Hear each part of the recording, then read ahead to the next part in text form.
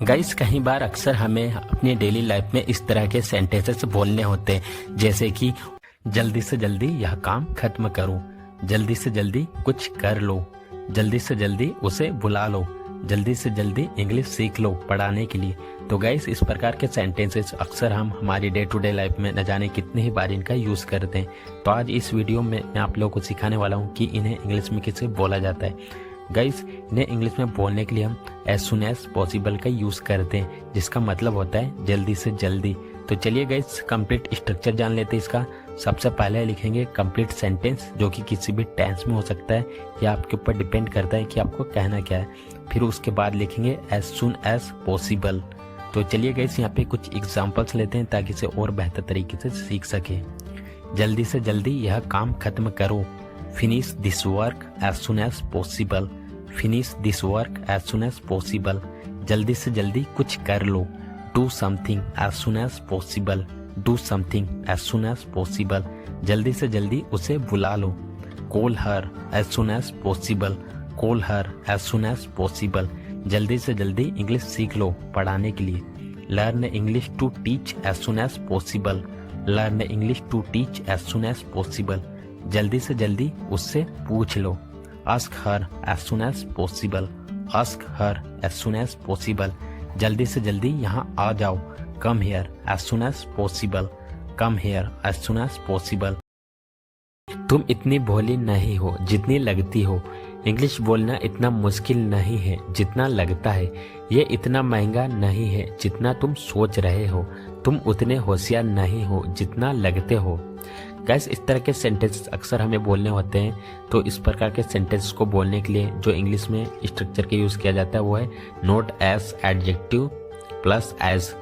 Guys बहुत ही कमाल का स्ट्रक्चर है, जो कि राइटिंग के साथ साथ स्पोकन इंग्लिश में भी बहुत यूज किया जाता है। तो चलिए इसे यूज करने का कंप्लीट रूल जान लेते हैं। सबसे पहले बोला जाता है सब्जेक्ट, सब्जेक्ट के बाद में हेल्पिंग वर्ब, हेल्पिंग वर्ब के बाद में नोट एज, नोट एज के बाद में adjective plus as plus complete sentence, जो कि किसी भी टेंस में हो सकता है। ये आपके ऊपर डिपेंड करता है कि आपको कहना क्या है। गाइस यहाँ पर आप एग्जांपल्स देखोगे तो अपने आप समझ जाओगे। ये इतना आसान नहीं है जितना तुम सोच रहे हो, it is not as easy as you are thinking.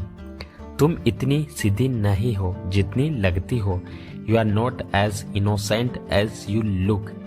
English बोलना इतना मुश्किल नहीं है जितना लगता है, speaking English is not as difficult as it seems.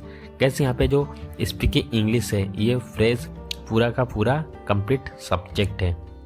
वह इतना बुरा नहीं था जितना हम सोच रहे थे, he was not as bad as we were thinking.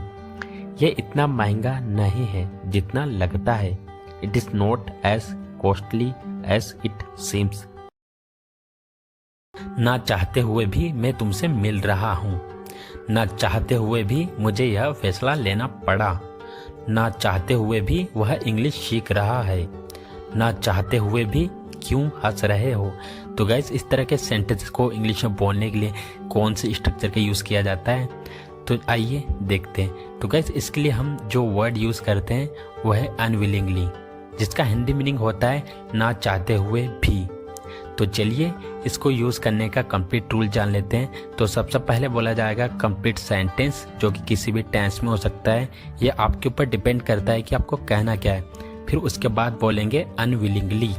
तो चलिए यहाँ पे कुछ एग्जांपल्स ले लेते हैं ताकि इसे और बेटर तरीके से सीख सके।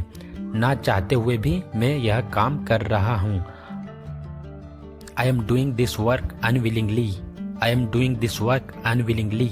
ना चाहते हुए भी मुझे वहां जाना पड़ा, I had to go there unwillingly, I had to go there unwillingly. ना चाहते हुए भी वह इंग्लिश सीख रहा है, he is learning English unwillingly, he is learning English unwillingly. ना चाहते हुए भी तुम क्यों हंस रहे हो, मतलब ना चाहते हुए भी तुम क्यों हंस रहे हो। Why are you laughing unwillingly, why are you laughing unwillingly. ना चाहते हुए भी उसने हाँ कह दिया, she said yes unwillingly, she said yes unwillingly. ना चाहते हुए भी मुझे यह काम करना पड़ रहा है, I am having do this work unwillingly, I am having do this work unwillingly. ना चाहते हुए भी मैं तुमसे मिल रहा हूँ। I am meeting you unwillingly.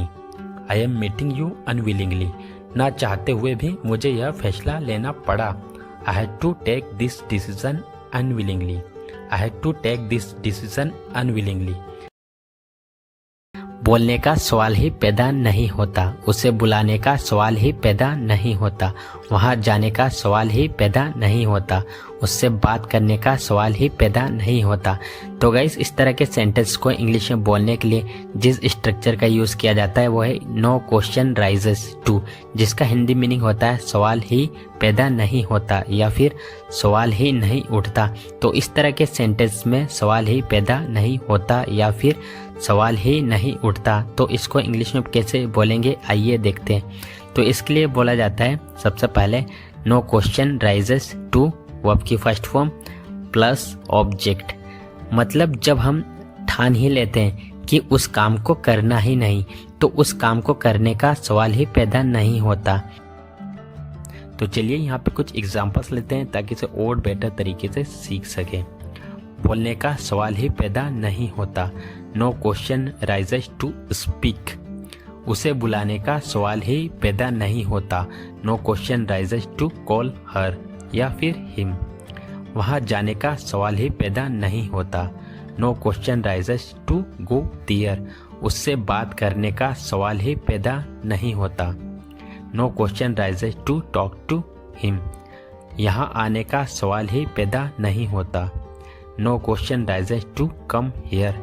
सुबह जल्दी उठने का सवाल ही पैदा नहीं होता, no question raises to get up early in the morning. अभी दौड़ने का सवाल ही पैदा नहीं होता, no question raises to run right now. इस एग्ज़ाम में चीटिंग करने का सवाल ही पैदा नहीं होता, no question raises to cheat in this exam. तो गाइस, आज के लिए बस इतना ही। अगर आपको वीडियो अच्छा लगा है तो वीडियो को लाइक करें, साथ ही साथ में चैनल को सब्सक्राइब